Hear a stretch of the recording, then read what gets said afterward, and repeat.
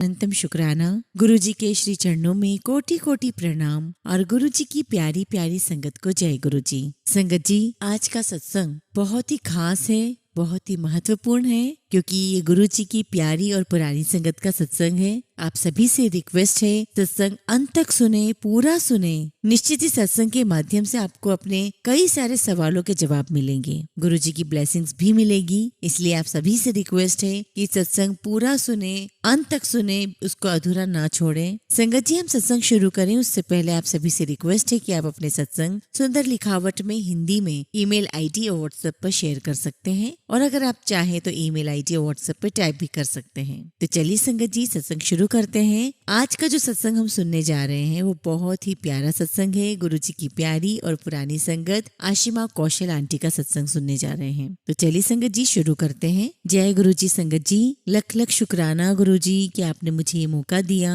प्यारी संगत को जय गुरुजी। गुरुजी से मैं पहली बार साल 2000 में मिली थी। मैं उस समय बॉम्बे में रहती थी, मेरे पेरेंट्स बॉम्बे में ही रहा करते थे। संगत जी, मुझे पंजाब या पंजाबी भाषा की कोई समझ नहीं थी। जब मैं पहली बार गुरुजी के पास एम्पायर स्टेट गई तो गुरुजी एक कंसोल पे बैठे हुए थे, ट्राउजर और शर्ट पहन के। जब हम उनके पास पहुंचे संगत जी, तब पहले से ही काफी सारे नामी लोग गुरुजी के पास बैठे हुए थे। गुरुजी के पास आने से पहले ही मैं विशाल से मिली थी, और जब वो मुझे गुरुजी के पास लेकर आए तो मुझे कुछ समझ ही नहीं आया कि हम कहाँ आ गए हैं, और मैं यही सोचती रही कि विशाल मुझे कहाँ ले आए हैं। क्योंकि विशाल बहुत गंभीर इंसान है, इसलिए उनकी हर सोच के पीछे मुझे बहुत विश्वास था कि जो भी वो कर रहे होंगे उसके पीछे कोई रीजन होगा। जब हम गुरुजी के पास पहुंचे तो कपड़े भी उनके बहुत रंगीन और माहौल भी बहुत आलीशान। मैं उम्र में भी बहुत कम थी, 21 साल की ही थी। हम लोग गुरुजी के चरणों में जाकर के बैठ गए। तो जब हम गुरुजी के पास बैठे तो गुरुजी ने मुझे देखा और मुझे देख करके विशाल से कहते हैं, ए तेरी सहेली है? तो मुझे तो बड़ा बुरा लगा, क्योंकि सहेली का तो बड़ा डेरोगेटरी मीनिंग है। तो विशाल कहते हैं कि हाँ जी गुरुजी, मेरी सहेली है। तो फिर दोबारा गुरुजी ने कहा कि ए बॉम्बे तो आई है? तो विशाल ने कहा हाँ जी गुरुजी, बॉम्बे से आई है। फिर गुरुजी बोलने लगे कि इसके डैडी तो पायलट है। विशाल चुप हो गए, हाँ जी कहते गए। बस गुरुजी बोलते गए और विशाल हाँ जी करते गए। मुझे कुछ बातें समझ में आ रही थी, कुछ बातें समझ में नहीं आ रही थी। मैं चुपचाप पीछे खड़ी हुई थी। खैर गुरुजी ने कहा कि बैठो और लंगर करो। हम बैठ गए, हमने लंगर किया। बहुत स्वाद लंगर था, बहुत शौक से खाया हमने लंगर। जब हमने लंगर खा लिया तो हम बाहर आए। तब मैंने विशाल जी से पूछा कि तुमने गुरुजी को ये सब मेरे बारे में कब बता दिया? तो मेरी बात सुन के विशाल हंसने लगे। खैर मेरे जैसे या हमारे जैसे तुच्छ लोगों के बस में नहीं है गुरुजी को समझना। बस संगत जी, ऐसे ही वक्त बीतता गया। विशाल जी मुझे लेकर आते रहते थे गुरुजी के पास। हम ऐसे ही गुरुजी के पास आया करते थे। हम बहुत खुश होकर के बैठते थे गुरुजी के पास। और संगत जी, हम लोग बैठे बैठे कई बार तो इतना रोना आया करता था, इतना रोना आया, बिना कारण ही हम रोते रहते थे। कुछ तो चीज ऐसी थी वहां पर जो आपको एक खिंचाव दे रही थी, एक अट्रैक्शन दे रही थी, जो अंदर से आपके सारे ये आंसुओं के थ्रू आपके सारे इमोशंस बाहर निकाल रही थी। वो पता नहीं क्या अट्रैक्शन था वहां पर। तो हम घंटों घंटों वहां बैठते थे, रोते रहते थे। गुरुजी ने बहुत प्यार से, बहुत आशीर्वाद दे करके हमें आने दिया, लंगर करवाया। कभी कह देते थे 12 बजे कि जाओ ये गोल लोकी लेकर आओ, और हम लोग 2-2 3-3 घंटे गुरुजी के कहे अनुसार घूमते ही रहते थे ढूंढने के लिए। और हमें बड़ा आश्चर्य होता था कि इतनी नॉर्मल सी मामूली सी सब्जी मिल क्यों नहीं रही है। हम दिन दिन तक, शाम शाम, रात रात भर ढूंढते, हम सब्जी मंडी तक जाते, हमें मिलती ही नहीं थी। और जब हम आकर के गुरुजी को बताते कि नहीं मिली तो गुरुजी बोलते चल कोई नहीं, घूम फिर आए। तो हमें बड़ा अजीब लगता था कि गुरुजी आपने पूरा शहर घुमा दिया और आप बोल रहे हो कि घूम फिर आए। पता नहीं गुरुजी हमारे क्या कष्ट काटते थे ऐसा करवा करके। बस हम गुरुजी के पास ऐसे ही जाते रहे, सत्संग में लंगर खाते रहे। फिर एक दिन गुरुजी ने मुझे और मेरी मदर को कहा कि आप लोग दिल्ली आ जाओ। हमारा दिल्ली में भी घर था तो हम दिल्ली आ गए, हम वहां रहने लगे। एक दिन हमारे घर के नीचे से हमारी गाड़ी चोरी हो गई। तो हम शाम को गुरुजी के पास गए। हमने बोला गुरुजी हमारा तो आना बड़ा मुश्किल हो गया है, हमारी तो घर के बाहर से ही कार चोरी हो गई। गुरुजी ने हमारी बात भी नहीं सुनी, हमारी तरफ देखा भी नहीं और दूसरी तरफ देखने लगे। हमको विशाल जी ने इशारा किया कि चुप हो जाओ, कुछ नहीं बोलना। हम कुछ दिनों के बाद फिर गुरुजी के पास गए। हमने फिर गुरुजी से कहा कि गुरुजी गाड़ी चोरी हो गई है, दूसरी लेनी पड़ेगी। तो गुरुजी ने मेरी मम्मी को कहा कि अपनी वर्गी लेना गोरी चिट्टी। तो हम लोगों ने अगले दिन जाकर के व्हाइट कलर की कार खरीद ली। कुछ दिनों के बाद हमारे पास एक फोन आया पुलिस स्टेशन से और कहा कि कुछ गाड़ियां हमें चोरी की मिली हैं, आप आकर के देख लें। तो मेरे पापा ने फोन करके बोला कि कोई जरूरत नहीं है पुलिस स्टेशन जाने की, मैं जब आऊंगा तब देखेंगे। जब मेरे फादर साहब आए तो हमें उम्मीद तो नहीं थी, पर हम ऐसे ही चले गए देखने के लिए। और जब हम वहाँ गए तो हमारी गाड़ी वहीं खड़ी थी, और जैसे ही हमने अपनी कार स्टार्ट की तो ओम ओम की लाइट्स लगी हुई है, और ऐसा लगा जैसे उस कार को किसी ने टैक्सी बना दिया हो। हम उस गाड़ी को लेकर के घर आ गए। बस ऐसे ही कुछ दिन बीते और हम गुरुजी के पास बैठे हुए थे तो गुरुजी मेरी मम्मी को कहते हैं कि कैप्टन बड़ा चंगा बंदा है, उन्होंने तुम्हारी बहुत सेवा की है, हुन तेरा टाइम है, जा बॉम्बे जा। मम्मी ने कहा ठीक है गुरुजी। फिर हम लोग भी बॉम्बे वापस चले गए। मेरे और विशाल की कोर्टशिप चल रही थी। मेरे पेरेंट्स को विशाल बहुत पसंद थे, लेकिन इनकी सिस्टर की शादी नहीं हो पा रही थी तो हम भी रुके हुए थे। फिर एक दिन विशाल जी जाते हैं गुरुजी के पास और कहते हैं गुरुजी शादी करनी है। तो गुरुजी कहते हैं कि तू की करना ब्याह करा के। विशाल जी कहते हैं कि नहीं गुरुजी, आप ही तो कहते थे कि ब्याह करा ले ब्याह करा ले। तो फिर गुरुजी कहते हैं हंसते हुए ठीक है जा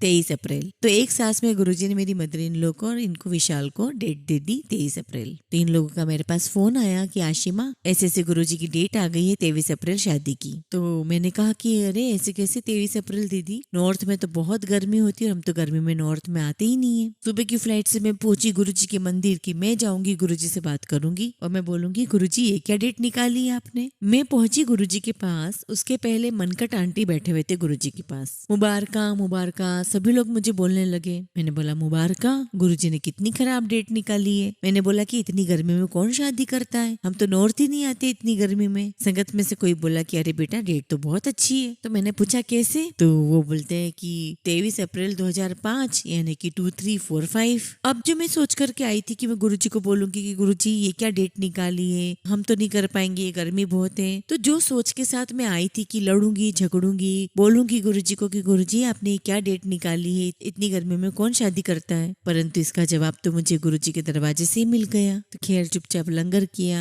विशाल ने कहा कि देख लिया मिल गया जवाब। जब हमारी शादी का समय आया तब विशाल जी ने हमारी शादी के कार्ड्स गुरुजी के सामने जाकर के रख दिए और गुरुजी को जो समझ में आया गुरुजी ने वो शादी के कार्ड उठा के जिसको देने थे दे दिए। ये वही लोग थे, ये वही फैमिलीज थी जो 6 महीने पहले विशाल जी की सिस्टर की शादी में आए थे, और वही फैमिलीज को गुरुजी ने पता नहीं किस कारण से हमारी शादी में भी भेजा। हमारी शादी की डेट करीब आई, बड़े मन में घबराहट थी कि इतनी गर्मी में शादी कैसे होगी। एंड संगत जी आप बिलीव नहीं करेंगी, 23 अप्रैल की जब डेट आई हमारी शादी की, उस दिन इतनी ठंड थी कि सब लोग सूट पहन करके शॉल पहन करके आए हुए थे शादी में। उसके बाद हमारा रिसेप्शन था, उसमें भी बहुत ठंड थी, बहुत ज्यादा ठंड थी। तो देखिए संगत जी गुरुजी इतनी छोटी छोटी बातों पर भी कितना ख्याल रखते हैं, माँ बाप की तरह, भगवान की तरह। मैं गुरुजी से अपना रिश्ता क्या बताऊं, फ्रेंड बोलूं, माता पिता बोलूं, भाई बोलूं, क्या बोलूं, परमेश्वर बोलूं, बस मैं ये कह सकती हूँ कि he is my bestest friend. बस ऐसे हमारी अप्रैल में शादी हुई थी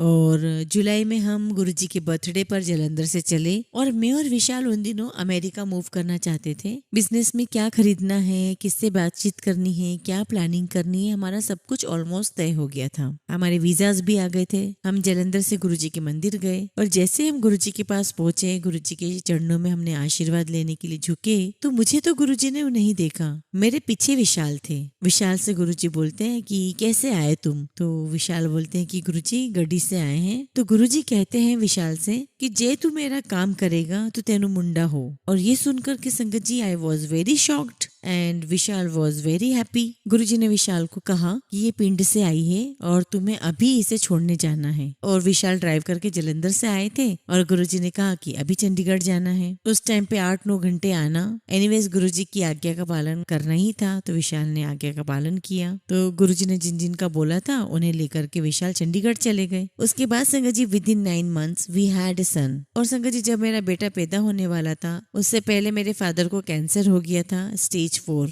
mouth cancer, and he was a pilot. मेरी शादी के बाद भी वो पायलट ही थे। और जब उनको कैंसर डिटेक्ट हुआ तो उनकी फ्लाइंग रुक गई और इस वजह से मेरे फादर और बीमार, और ज्यादा बीमार हो गए थे। मैं बॉम्बे चली गई अपने पेरेंट्स के पास उनको लुक आफ्टर करने के लिए। तो उन दिनों गुरुजी से बोलने की हिम्मत नहीं हुआ करती थी। तो किशोरी अंकल से मैंने बोला कि किशोरी अंकल गुरुजी से आप बोलो मेरे पापा बहुत बीमार हैं। तो किशोरी अंकल कहते हैं कि आशिमा गुरुजी नु कहने दी कोई लोड नहीं है, उन्हें कुछ बताने की जरूरत नहीं है। तो मुझे लगा कि देखो किशोरी अंकल मेरा मैसेज नहीं पहुंचा रहे हैं गुरुजी तक, लेकिन किशोरी अंकल गुरुजी को समझते थे, हम नहीं समझ पा रहे थे। तो संगत जी, जब मेरा बेटा हुआ और जब वो 21 दिन का हो गया तो हम उसे गुरुजी के पास उनके चरणों में लेकर के गए। तो गुरुजी के पास जाकर के हमने देव को गुरुजी के चरणों में रख दिया और मैं बहुत दूर खड़ी थी। मैं एम्पायर स्टेट में दरवाजे के पास खड़ी थी और गुरुजी अपने आसन पर बैठे हुए थे। और जब मैं गई गुरुजी के पास तो गुरुजी को देखकर मुझे बहुत एकदम से रोना आ गया। जैसे आप लोग अपने पेरेंट्स को देखते हो बहुत टाइम के बाद वो रोना आता है, ठीक वैसे मुझे भी रोना आ गया था। तो मेरे पिताजी बहुत कष्ट देखते हुए आ रहे थे और अपने माता पिता के कष्टों को देखना बहुत कष्टदायी पीड़ादायक होता है। तो मेरा मन बहुत बहुत भारी था। और चूंकि मैं बहुत दूर खड़ी हुई थी दरवाजे पर और विशाल ने देव को गुरुजी के चरणों में रखा हुआ था, अब गुरुजी ने किसी की तरफ नहीं देखा, ना मेरी माँ की तरफ देखा, ना विशाल की तरफ देखा, सीधे मेरी तरफ देखा और चिल्ला करके बोलते हैं, रोनी क्यों है? तेनु मुंडा दिता, तेरा ब्याह कराता, तेरे प्यू नु ठीक करता, तेरी बहन ठीक करता, और की चाहिए तेनू। मेरी हिम्मत नहीं थी संगत जी कि मैं गुरुजी की तरफ आंखें उठाकर देख सकूं। मेरी आंखें नीची रही और मेरे आंसू बहते गए बहते गए। तो उसी सांस में गुरुजी मुझे कहते हैं कि तुझे और क्या चाहिए, चल जा, तुझे एक बच्चा और दे देता हूँ। फिर मैंने गुरुजी की तरफ देखा और मैं गुरुजी की तरफ हंसने लगी। उनका तरीका क्या था, कैसे उन्होंने हमें संभाला और कैसे मेरे फादर के कैंसर में 4th स्टेज के कैंसर में उनको संभाला, इतने बुरे हाल से उन्हें बाहर निकाला। आज 15 साल हो गए, जिंदा रखा हुआ है। फादर रिकवर करने लगे, सब कुछ ठीक होने लगा। गुरुजी ने हमें चंडीगढ़ मूव करा दिया था। विशाल ने उनसे पूछा था कि हम दिल्ली शिफ्ट कर जाएं, तो गुरुजी ने कहा कि नहीं, तुम चंडीगढ़ शिफ्ट करो। गुरुजी की कृपा से विशाल ने बहुत मेहनत की, ही वर्कड वेरी हार्ड। और अब हमारे 2 बच्चे हैं, एक लड़का है एक लड़की है। और जब हमें लड़की पैदा हुई तो हमें समझ में नहीं आ रहा था कि हम उसका क्या नाम रखें। तो जब हम शिमला गए थे तो हमने इसका नाम इनायत रख दिया था और सारे डॉक्यूमेंट्स पर इसका नाम इनायत था। और हम उस पासपोर्ट पे, जिस पासपोर्ट पे इसका नाम इनायत था, उस पासपोर्ट पर हम लोग ट्रैवल भी कर चुके थे। मेरी बेटी कोई 1-1.5 साल की रही होगी और शायद समहाउ मैं बिल्कुल खुश नहीं थी इस इनायत नाम से। फिर भी हम बार बार सोचते थे कि इसका क्या नाम रखे, क्या नाम रखे, जबकि इसके सारे डॉक्यूमेंट में इसका नाम ऐड हो चुका था। तो हम लोग शिमला गए हुए थे और we are walking on the mall road. तो सामने से सबीना आंटी और उनके हस्बैंड मॉल रोड से उतर रहे थे और हम भी उनके पीछे पीछे जा रहे थे। और मैंने उन्हें जय गुरु जी कहा और मैंने कहा कि मैं आपको 10 साल पहले से जानती हूँ। और इस प्रकार से हमारी बातचीत शुरू हो गई। तो सबीना आंटी मुझसे कहती है कि हमारी बेटी का नाम है गौरी, और ऐसे बताते बताते वो अपना सत्संग कहने लगी। तो मुझे ऐसा लगा कि गुरुजी चाहते थे कि हम अपनी बिटिया का नाम गौरी रखें। विशाल ने और मैंने, हम दोनों ने एक दूसरे की तरफ देखा और हमें समझ में आ गया कि ये गुरुजी का आदेश है कि हम अपनी बेटी का नाम गौरी रखें। हमने वापस आकर के सारे कागज बिटिया के बदले और उसका नाम गौरी रख दिया। बस इसके बाद जिंदगी चलती रही। गुरुजी ने हमें हर पल हर समय संभाला और हमें रास्ता दिखाते रहे। कुछ साल बीते। मेरे फादर साहब जिनको कैंसर हुआ था मेरे घर आए हुए थे, और जब वो चंडीगढ़ से वापस अपने घर गए तो मैं अपने घर के पोर्च में बैठ करके कई घंटों तक रोती रही। इस बार मुझे उनका जाना अच्छा नहीं लग रहा था। ऐसा लग रहा था जैसे मन बहुत परेशान था, बहुत दुखी था। तो उसके बाद मैं सो गई। मैंने सोचा चलो उठेंगे, क्योंकि माँ बाप के जाने के बाद कई बार मन मायूस हो जाता है। करीब 10 बजे मेरी मदर का फोन आता है कि आशिमा पापा को कुछ हो गया है, और वो जोर जोर से चिल्ला रही थी कि गुरुजी कुछ करिए, गुरुजी कुछ करिए। मेरे पापा को ड्राइविंग करते समय स्ट्रोक आया था नियर सोनीपत, और एकदम से जब मेरी मम्मी चिल्लाने लगी तो सामने से एक गाड़ी आई और मेरे पापा की जो स्लो मूविंग कार थी वो इस गाड़ी में जाके हिट हो गई। नहीं तो ये लोग बहुत बुरी तरह हर्ट होते। Anyways he had a stroke. उनका ट्रीटमेंट हुआ और उसका जो आफ्टर इफेक्ट था वो तो रह गया, लेकिन माय फादर सर्वाइव्ड। लेकिन उसके कुछ दिन बाद मदर को हार्ट अटैक हुआ, साइलेंट हार्ट अटैक हुआ, हमें पता ही नहीं चला। लेकिन फिर भी गुरुजी की कृपा से हम उन्हें टाइमली हॉस्पिटल ले जा सके।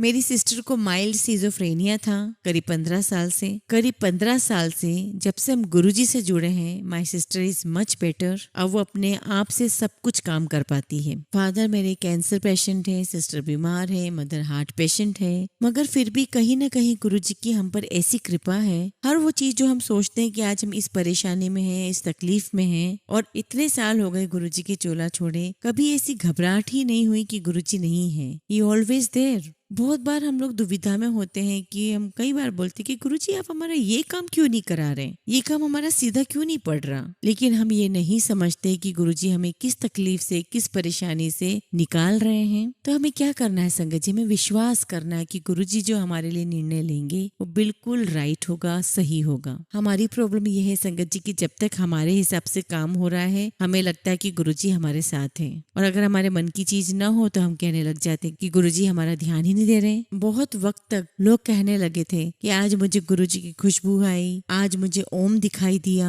तो मुझे लगता था कि मुझे क्यों गुरुजी ने दर्शन नहीं दिए, मुझे क्यों कुछ नहीं दिखता। तो मैंने अपने आप को समझाया कि मैं तो गुरुजी की फेवरेट चाइल्ड हूँ। गुरुजी ने मुझे अपने चरणों में बिठाया, गुरुजी ने अपने हाथ से लंगर दिया। बहुत बड़ी कृपा है ये। गुरुजी ने इस लायक समझा कि हम उनके मंदिर में आ सके। बहुत बहुत बड़ी मेहरबानी, गुरुजी की बहुत मेहर थी। गुरुजी ने इतने इतने इतने आशीर्वाद दिए कि बहुत सुखदायक जिंदगी आज हमारे घरों में है। बीमारी आती है, चली जाती है। इतनी बड़ी बीमारी हमारे घर में आई, लेकिन गुरुजी ने उसे भी दूर कर दिया, हमको उस मुसीबत से बचा लिया। एक वक्त तक तो संगत जी मैं सोचने लगी थी कि गुरुजी मुझे प्यार नहीं करते, या फिर मेरी भक्ति और लोगों के कंपैरिजन में इतनी अच्छी नहीं है कि गुरुजी मुझे दर्शन नहीं देते। और एक दिन विशाल रात में 12-1 बजे कहीं से आए रात में, तो मैंने दरवाजा खोल के जब मैं अंदर आई तो मैंने बोला कि तुम कहाँ से आ रहे हो, इतनी तेज गुलाब की खुशबू आ रही है। और गुलाब की खुशबू पूरी रात हमारे साथ रही और अगले दिन गायब हो गई। और जो लोग कहते हैं, जिस पर मैं भी शंका करती थी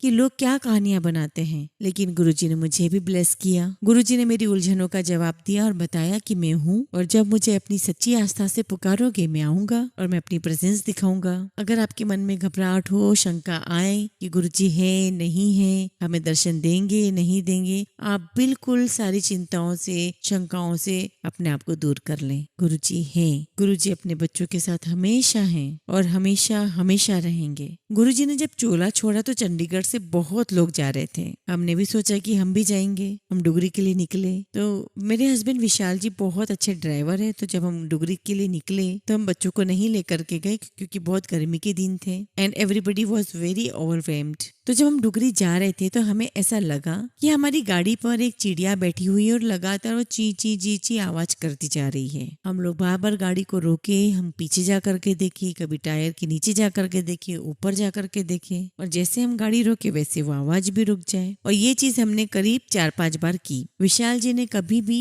इससे पहले इतनी खराब गाड़ी ना पहले कभी चलाई थी और ना उस दिन के बाद चलाई। हम में से किसी ने भी नहीं सोचा था कि गुरुजी इस प्रकार से चोला छोड़कर चले जाएंगे, और हम सब बहुत डिसहार्टेंड, बहुत मायूस, बिल्कुल अनाथ जैसी फीलिंग हमें आ रही थी। सारी संगत बौखलाई हुई थी। तो विशाल जी उस दिन इतनी खराब गाड़ी चला रहे थे, तो मुझे ऐसा लगता है कि गुरुजी बार बार इन्हें रोक रहे थे। और जैसे ही हम डुगरी मंदिर पहुंचे, हमने बहुत सारे पेड़ पर मोर देखे। तो आसपास संगत थी, तो हमने कहा कि आज तो हम बहुत रुकते रुकते आए हैं। वहाँ एक संगत खड़े थे, तो उन्होंने बोला कि आपको क्या पता कि न जाने कौन सी विपदा गुरुजी ने आपकी काट दी है, पता नहीं कौन से संकट में आप आने वाले थे जिसे गुरुजी ने काट दिया है। हमें लगा कि सही बात है, ऐसे ही कुछ हुआ होगा, क्योंकि उसके बाद ना तो इन्होंने कभी ऐसी गाड़ी चलाई और ना ही वो आवाज हमें कभी सुनाई दी। गुरुजी के चोला छोड़ने के बाद अश्विनी शर्मा जी हैं मोहाली में, बहुत अच्छे फ्रेंड है, बहुत सज्जन आदमी है, जैसे गुरुजी के भक्त होने चाहिए वैसे हैं वो। तो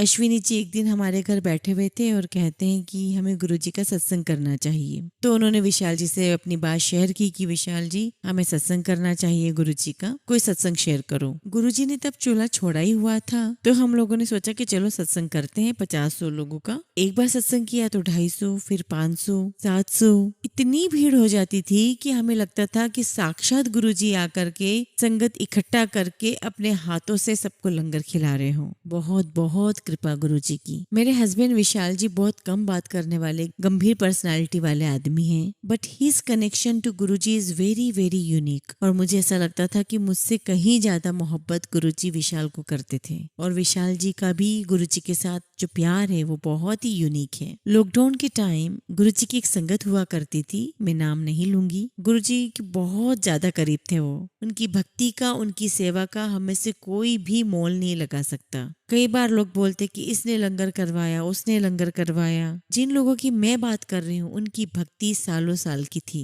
10, 15, 18 साल उन्होंने अपनी जिंदगी के इतने इतने साल गुरुजी के चरणों में दिए और उनका परिवार परेशानी में था। तो गुरुजी उनके परिवार के पास अपनी संगत भेजा करते थे कि इनकी जाकर के हेल्प करो। और जब वो जाकर के हेल्प करने जाते तो वो बोलते कि नहीं, मैं आपकी तो सेवा ले ही नहीं सकता, आपकी मदद ले ही नहीं सकता। तो वो संगत बोला करती थी कि नहीं, आपको तो हमारी मदद लेनी पड़ेगी, गुरुजी ने भेजा है। तो ये जो पुरानी संगत है ये इतनी गुरुजी की सेवा में लीन रह चुके हैं, इतना गुरुजी को एक्नॉलेज करते हैं। तो उन संगत को एक्नॉलेज करना भी गुरुजी को एक्नॉलेज करना ही है। हमारा उनसे कोई कंपैरिजन हो ही नहीं सकता। हमें गुरुजी ने आशीर्वाद दिया, प्यार दिया, वो बात और है, लेकिन उनसे हमारा कंपैरिजन हो ही नहीं सकता। लेकिन जिन लोगों ने सेवा की बिना किसी मोह के, बिना किसी लालच के, उनको भूल जाना हमारे लिए गलत होगा। कई बार सत्संग में ऐसा होता था कि हर किसी को ऐसा लगता था कि गुरुजी मेरी तरफ देख रहे हैं, मेरी बात का जवाब दे रहे हैं, मुझे एक्नॉलेज कर रहे हैं। और अगर 100 लोग बैठे होते थे तो 100 के 100 लोगों को लगता था कि गुरुजी हमारी तरफ देख रहे हैं। कई बार सत्संग में जब हम बैठे हुआ करते थे और गुरुजी जब अपने कमरे से आते थे तो मैं बहुत कोशिश करती थी उन्हें देखने के लिए कि मैं देखूं, और मैं देखती थी कि गुरुजी चल नहीं रहे हैं, गुरुजी अपनी जमीन से उठे हुए हैं, गुरुजी अपनी जमीन से उड़ रहे हैं। और मैं कई बार झुक झुक कर देखा करती थी कि कैसे चल रहे हैं गुरुजी, वो तो चल ही नहीं रहे।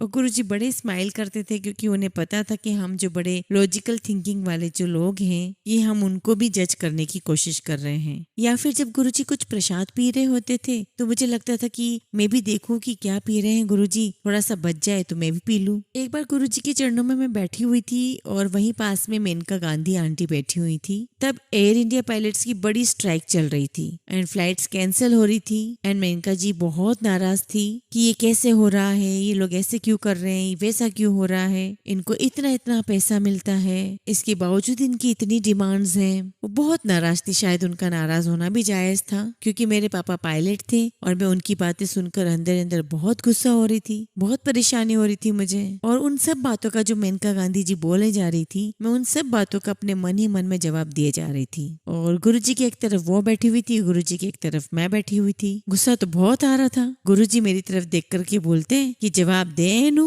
तो मैंने कहा हाँ जी गुरुजी। तो गुरुजी कहते हाँ जी नहीं, जवाब दो इनको। मुझे लगा कि अगर मैंने जवाब दिया मुझे तो बाहर निकलते ही ये पिटवा देंगी। मैं तो बहुत डर रही थी कि कैसे जवाब दूं, लेकिन जब आपको पता है कि खुद परमात्मा आपको बोल रहा है, वो खुद आपके साथ में है। मैंने कहा ma'am, my sincere apologies, I am a pilots daughter. मैंने कहा कि मैम, जब मेरा बर्थडे होता था तो मेरे फादर जब इंडिया में होते थे हम उनके साथ कभी पूरी तरीके से सेलिब्रेट नहीं कर पाते थे क्योंकि उनकी सुबह 2 बजे फ्लाइट होती थी। तो हमारे घर में शोर शराबा हो ही नहीं सकता था क्योंकि 10 बजे तक तो सब कुछ बंद हो जाया करता था। क्योंकि अगर फादर साहब को 400 पैसेंजर लेकर के जाना है तो उन्हें एक नाइस स्लीप लेनी पड़ेगी। मैंने कहा दिवाली होली हमने कभी नहीं देखी हमारे फादर के साथ, और अगर उनकी कोई फ्लाइट होती थी तो 12 घंटे पहले वो सोने की कोशिश करते थे और आने के बाद 4 घंटे 5 घंटे बाद उल्टे सीधे टाइम फ्लाइट आती। तो हमारे घर में तो हर समय कर्फ्यू लगा रहता है। और मैं उनसे बहस करती रही और मुझे पता नहीं कहाँ से हिम्मत आई थी कि मैंने मेनका जी के हर सवाल का जवाब दिया। बहुत प्रेम से दिया, आदर से दिया,